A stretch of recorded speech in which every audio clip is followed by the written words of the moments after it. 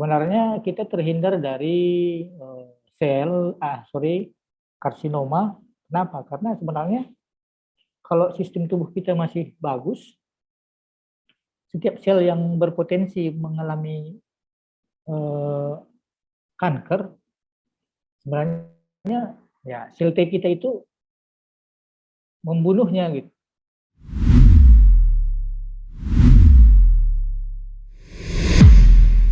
Dan hati, spleen, ya, limpa, kemudian sumsum tulang juga banyak.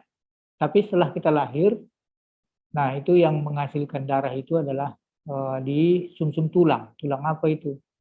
Ketika umur 0 sampai 10 tahun, tibia itu di tulang tibia kita masih banyak. Tapi ketika umur 20, enggak lagi. Di femur, ya hanya bertahan sampai umur kita sekitar 25. Di sini sekarang kayaknya rata-rata udah lebih dari 25 ya. Nah, semua kalau kita orang dewasa berarti yang paling banyak menghasilkan darah itu sumsum tulang kita adalah di vertebra, tulang sternum, ribs, tulang iga kita ya. Dulu memang di femur ada, tapi setelah makin tua makin ini habis. Nah ini fungsi sistem imun udah tahu lah, melindungi tubuh dari invasi patogen. Banyak patogennya, biasanya cuma 4 nih itu kan. Bakteri, virus, jamur, kemudian parasit, ya, atau dan protozoa lainnya. Ya, golongan itulah itu. Patogen. Menghancurkan dan membersihkan sel tubuh yang sudah rusak. Ya, artinya sel-sel tubuh kita itu kan ada yang sudah mati gitu ya. Ada pecahan-pecahannya, debris-debris dari sel yang sudah mati itu kan harus dibersihkan. Nggak ada irigasinya kayak saluran kamar mandi, nggak ada. Kan di dalam dia. Jadi di fagositosis nanti dimakan, dihancurkan di dalam, ya dikeluarkan menjadi cairan juga gitu, di dalam tetap, dan mengenali dan menghancurkan sel malignan. Ini yang sel-sel ganas maksudnya, malignan itu kan seperti cancer lah itu ya. Sebenarnya kita terhindar dari karsinoma. Kenapa? Karena sebenarnya kalau sistem tubuh kita masih bagus, setiap sel yang berpotensi mengalami kanker, sebenarnya ya sel T kita itu membunuhnya gitu, ya, membunuh. Kadang sel T ini ya, tapi kalau dia sudah terlalu banyak nggak bisa juga. Ya makanya cancer itu juga ada faktor genetik gitu. Memang kurang dia orang itu kemampuan sel T untuk kanker itu gennya itu kurang gitu. Ada gangguannya di tingkat genetik. Ada memang faktornya seperti itu. Kalau dia normal, biasanya nggak kena kansernya itu. Kecuali dia terpapar dengan karsinogenik dalam jumlah yang banyak. Ya kan nggak ini juga. Atau T helpernya itu jadi sudah rusak gitu kan, seperti pada HIV AIDS kan T helpernya udah nggak berfungsi, jadi ya banyak apa sel T untuk kanker itu nggak berfungsi. Oke, nah itulah sedikit udah pahamnya kalian ini. Ya, tapi ini kilas balik lagi. 2 jenis imunitas itu tadi, natural itu namanya banyak. Makanya mengkaji ini saya ini harus paham gitu. Nanti nggak tahu. Tadi kan saya tanya di pertama tadi. Kata apa yang ada di slide tadi? Innate kan? Nanti ada yang lain menyebutkannya natural. Nah, bahasa Indonesianya alami. Non spesifik sama. Neutrofil tadi kan non spesifik. Semua kuman masuk dia ikut dulu. berperang dulu dia, langsung berespon. Nah, itu sudah ada sejak lahir. Ya.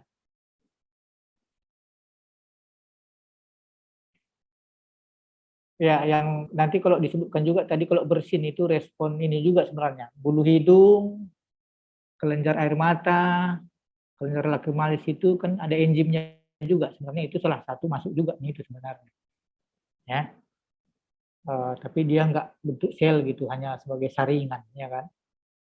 Kalau bulu hidung itu kan menyaring, nggak banyak, masuk 100 dari hidung misalnya yang lewat tinggal 3 atau 10 gitu kan. Ya. Kalau nama lainnya yang kedua adalah acquired. Ya, acquired itu samanya bahasa Inggrisnya didapat. Maksudnya ya ini. Atau yang adaptif. Tadi di slide WHO tadi apa dipakai? Adaptif ya? Adaptif, Pak. Nah, artinya didapat kapan ini? Dia harus kena dulu sakit gitu. Makanya anak-anak memang harus sakit. Kalau Anda punya anak, jangan berharap dia nggak sakit. Memang harus sakit lah. Kalau nggak sakit, nanti antibodinya nggak terbentuk, nggak ada spesifik. Dia harus sakit flu juga dia. Supaya apa? Ada sel B, tadi kan yang spesifik B sama T tadi kan.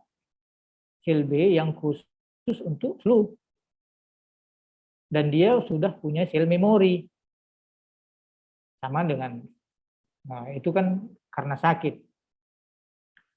Kalau penyakit yang berbahaya itu divaksin.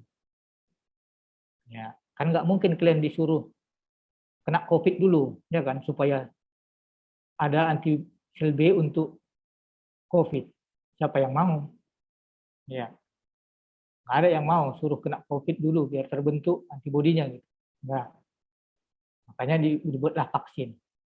Kalau nggak terpapar, nanti nggak terbentuk itu antibodi. Sel B yang berubah menjadi tadi kan ada namanya sel plasma. Sel plasma ini yang menghasilkan antibodi khusus spesifik hanya untuk penyakit itu. Ya. Hanya untuk influenza, hanya untuk kuman tertentu, virus tertentu, virus apakah SARS-CoV, virus influenza, virus yang lainnya. Jadi sel B itu banyak sekali. Nah, kenapa banyak korban karena COVID ini? Tubuh kita memang nggak tahu dia itu apa sebelumnya. Di dunia ini pun nggak tahu. Tubuh kita pun belum tahu. Belum ada selnya. Tapi kalau yang kita sudah vaksin, nah begitu datang, nah udah ada sel memori. Udah kenal dia, oh ini. Jadi sel B memori kita sudah ada untuk COVID-19. SARS-CoV itu. Sebelumnya sudah ada atau belum? Pada 2019 itu belum ada. Nggak tahu. Makanya banyak yang ya seleksi alam lah. Siapa yang lebih cepat dia sel B-nya tadi terbentuk, menghasilkan antibodi yang banyak, survive. Atau tergantung dari banyaknya virusnya yang masuk. Dan ada komorbidnya itu kan. Karena masalahnya kan di ini, di paru-paru. Kalau tadi dia reseptor dari sel virus ini di saluran pencernaan, saya kira nggak separah ini, ya kan? Sekretnya banyak kan tinggal BAB aja kita, ya kan? Minum banyak-banyak. Kalau perlu kasih laksatif, ya kan? Kalau kental kali apanya? Sekretnya itu. Masalahnya di paru-paru. Nggak bisa dikeluarkan, di dalam dia menumpuk. Menghambat difusi. Nggak ada. Nggak lewat oksigen, bernapas, tapi nggak sampai ke darah. Hanya sedikit. Saturasi, ya kadar oksigen di darahnya kan turun lah. Ya, nggak ada tenaga. Ya, lemas dan lain sebagainya. Dan menutup. Oke, nah itu dia. Jadi betul juga kata apa itu, kalau nenek moyang kita. Sebenarnya kalau anak kampung itu katanya lebih kuat imunnya ya dibandingkan dengan anak kota. Betul nggak itu? Anak orang yang sederhana yang suka main-main di luar, jalan-jalan, kena hujan, ya kan? Kena paku kadang-kadang, keladang dia, berdarah kakinya, kena pisau sikit. Lebih kuat katanya dengan anak kota yang nggak pernah keluar-keluar. Hujan pun, wah, mamanya sudah bawa payung 2, ya kan? Ya, jadi lama dia paparnya. Ini spesifik ini harus kena dulu baru dapat dia. Kalau nggak dikenalnya. Nggak ada antibodi untuk itu. Oke, jadi itu cara kerjanya. Sebenarnya ini ada respon inflamasi. Ya, respon inflamasi. Inflamasi itu yang lima itulah. Itu proses sebenarnya semuanya ya. Proses. Ada tumor, rubor, kalor, dolor, dan fungsiolesia itu. Ya, Anda sudah tahu lah itu. Lisis itu menghancurkan, potong-potong. Ya. Bagaimana caranya sebenarnya di sistem imun itu? Ya, di lisisnya, dindingnya itu. Ada kalau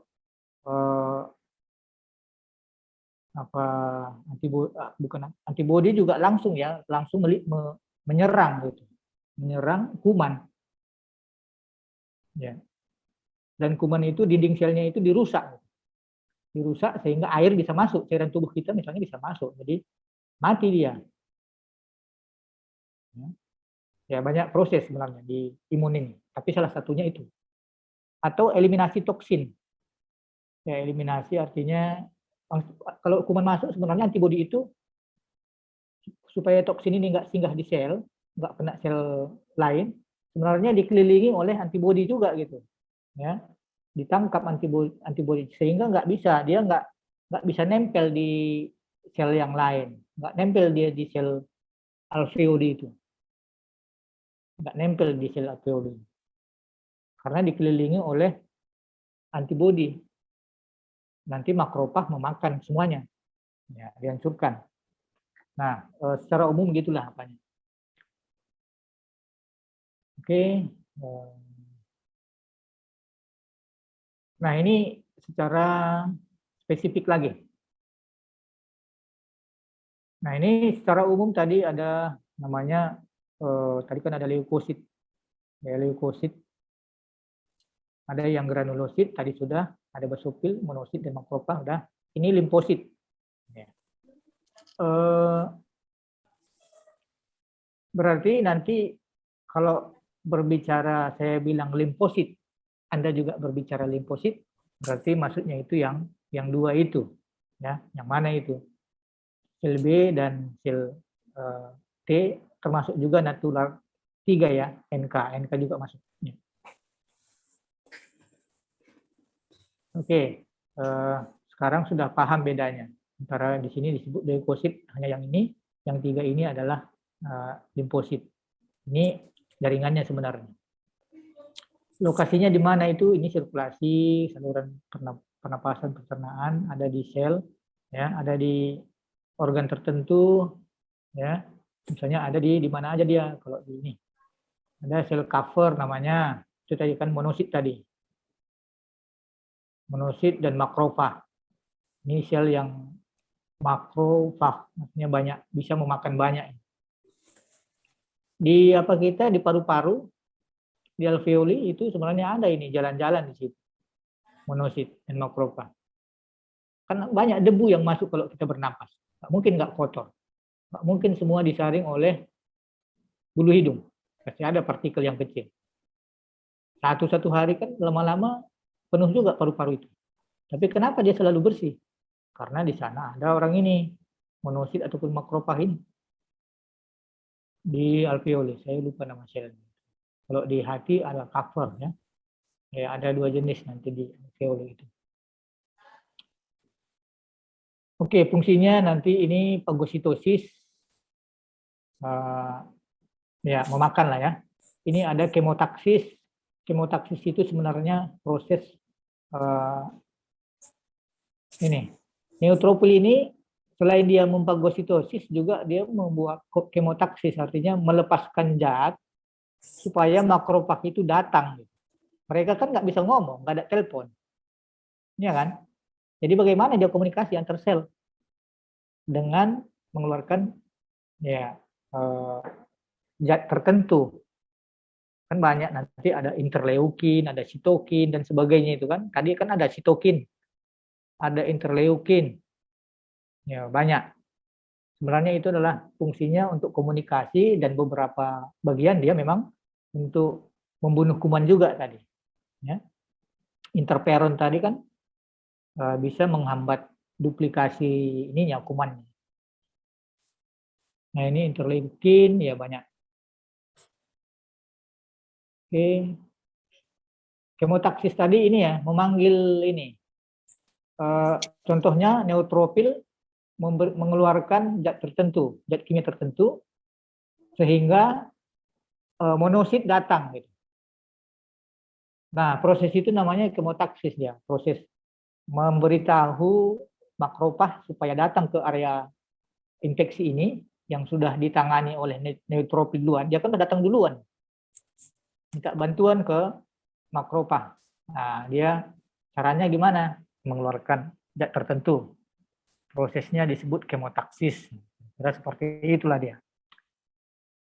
Ya, ini ada sitotoksik tadi ya langsung membunuh. Jadi kalau ini pasti kalau sel T itu kan saya bilang tadi itu natural killer dan ini natural killer itu ya dia langsung menyerang selnya.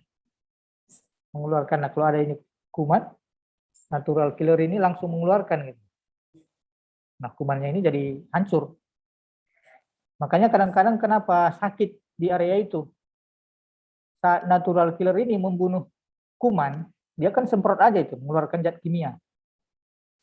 Nah, sel-sel yang dekat dengan kuman itu kena juga gitu. Ya, sehingga kadang-kadang bukan sel kumannya aja yang mati. Sel yang hidup pun, sel tubuh kita pun ada juga yang mati gitu. Ya, sehingga nanti itulah kadang kalau ada infeksi di situ membentuk nanah itu kan pus. Ya, itu kan salah satunya dari situ juga. Nah, ini kalau sel B tadi cuma ini aja alatnya. Production of antibody dalam kurung imunoglobulin.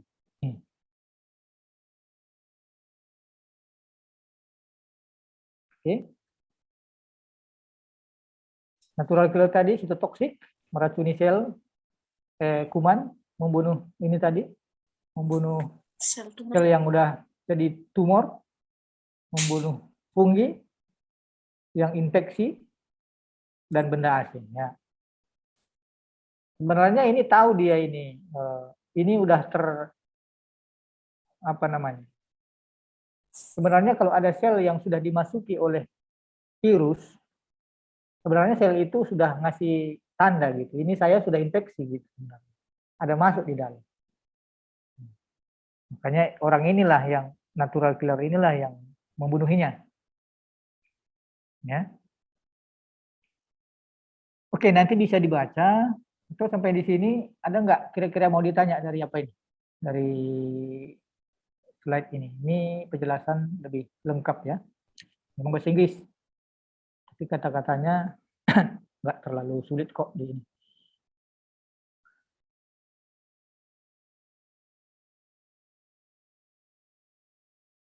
Izin Pak, Ya, siapa itu?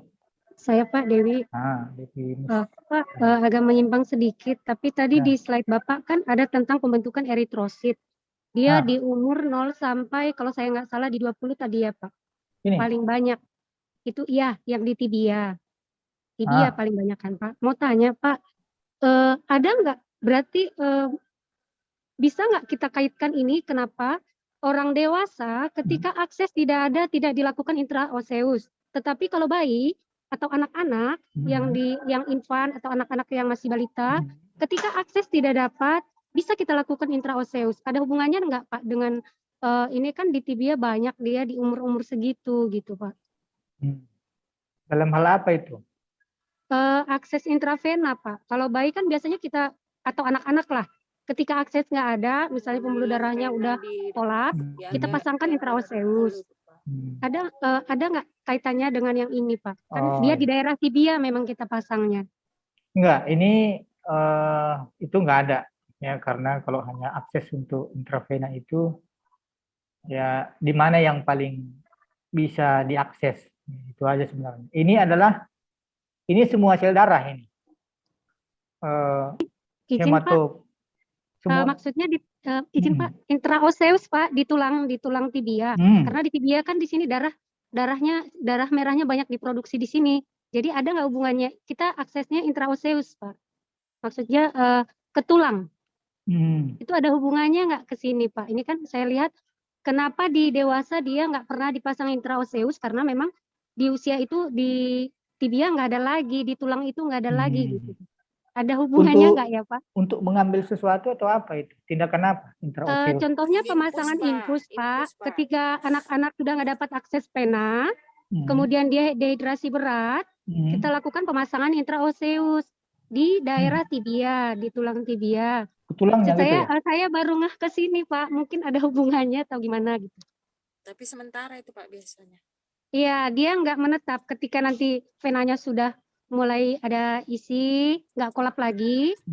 Setelah kita rehidrasi cairan, nanti kita aksesnya ke vena lagi.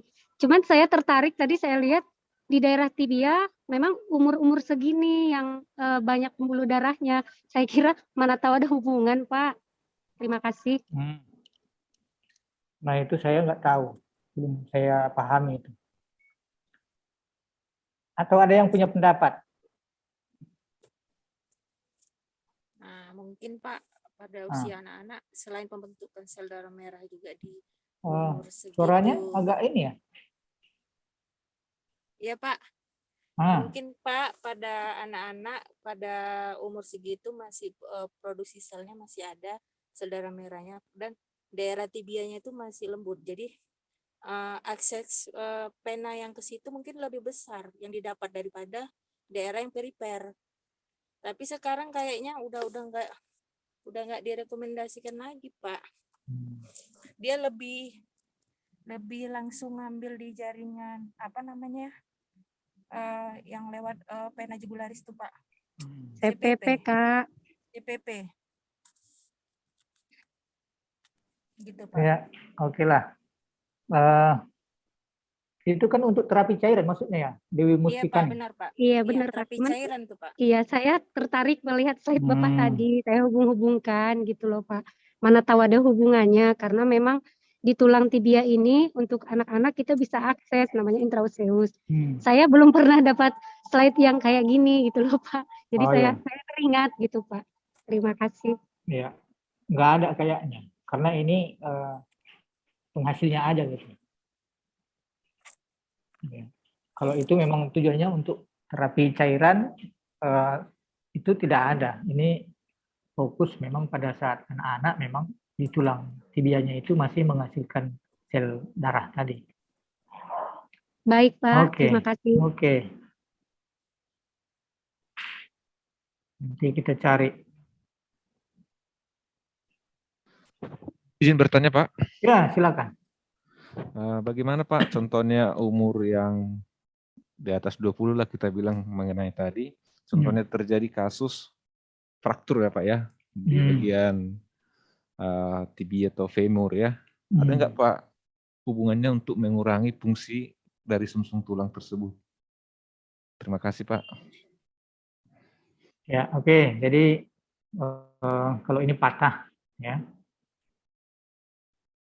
Ya, biasanya kalau patahnya fraktur kan banyak jenisnya, tapi tidaklah umumnya jarang itu sampai kekurangan sel darah karena bisa dikompensasi oleh bagian-bagian yang lain. Umumnya kekurangan sel darah itu kalau dia gangguan produksi memang di sumsum tulangnya itu, bukan karena tulangnya yang patah. Kalau hanya patah biasanya masih mampu dia menghasilkan. Tapi kalau ada gangguan memang di sumsum tulangnya, itu kan ada banyak kasus nanti kita bicara tentang kasus itu kan. Tapi biasanya nggak sampai ini, kecuali dia perdarahan gitu ya, perdarahan, darah keluar, penghasilan dengan pengeluaran nggak seimbang. Ya. Umumnya kalau fraktur nggak, tetapi kalau ada gangguan pada proses pembentukannya itu nggak normal. Ya, nanti kita ada kasusnya yang ini nggak normal misalnya. Ada kan sel bulan sabit namanya, ya dan sebagainya. Ini kanker darah misalnya, leukemia misalnya, itu biasanya yang terjadi. Selnya ini yang nggak normal. Tapi kalau hanya tulangnya yang patah, nggak ini aja.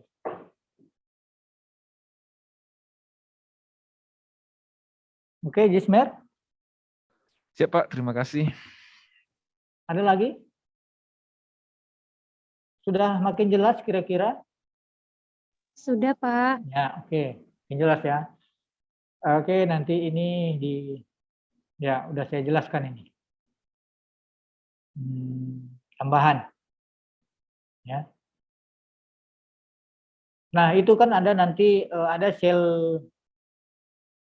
T, ada sel B, ya. Tunggu di mana itu? Ya, ini sel T itu sebenarnya dia matangnya di timus. Ya. Kelenjar timus.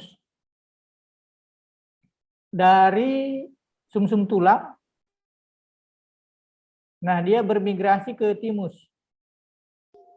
Pak, maaf, waktu kuliah kita sudah hampir habis. Ya, berapa menit lagi? Hampir habis atau ada habis? Sudah habis.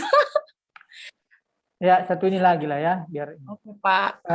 Sel T itu merupakan kenapa sel T?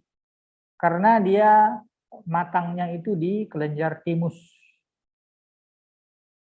Keluar dari tulang, pluripotent sel tadi, nah dia masuk dulu ke timus. Sehingga dia menjadi matang sel T. Sedangkan sel B itu dari asal katanya itu memang matangnya itu sudah di tulang, bone marrow, ya. Dia sudah matang di sana. Sehingga disebut asal katanya B bone marrow. Itu kalau T itu karena dia matangnya di timus. Ya. Oke, ini penjelasannya saya kira itu dasarnya. Ini hanya prosesnya tadi ya, nanti coba dipahami. Nanti untuk apa berikutnya juga kita akan diskusi, coba dipahami innate tadi, ya. Nah, kalau plasma itu tadi ini didapat menghasilkan antibodi ya. Ya. Ini prosesnya sama. Ya, ini gambarannya sebenarnya penjelasannya sama. Tapi skemanya beda-beda. Ini prosesnya kenapa sampai ada antibodi. Dan ini adalah sel memori. Ya, nanti dilihat gambarnya. Ini yang menjadi kenapa sel T itu juga ada sel memorinya, supaya dia spesifik, ya, ya berkembang. Jadi T ini semua sel-sel T ini. Ya, ini penjelasannya nanti bagaimana terjadinya juga. Mudah-mudahan tidak ini ya. Perbandingannya antara sel T dengan sel B. Ini jenis-jenis imunoglobulin, Anda sudah paham, sudah pernah sebenarnya, tapi mungkin lupa, wajar karena banyak juga, ya, apalagi jumlah persen-persennya. Tapi yang jelas paling banyak itu adalah IgG.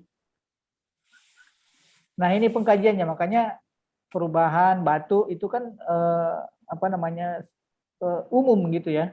Orang semua batuk, tapi belum tahu kenapa. Bisa karena COVID, bisa juga karena infeksi TB paru. Makanya saya bilang tadi dasarnya itu harus kuat. Oke, ini beberapa ini ada udem dan sebagainya, ada lesi, reses dan sebagainya. Anda sudah paham itu. Inflamasi, ya hematoma, purpura, suma sudah. Ini gangguannya ada autoimun, hipersensitivitas, gamopati, defisiensi imun. Ya, ini tadi. Ini banyak kasusnya seperti leukemia. Ya, ini alergi, ini penyakit autoimun. Terima kasih.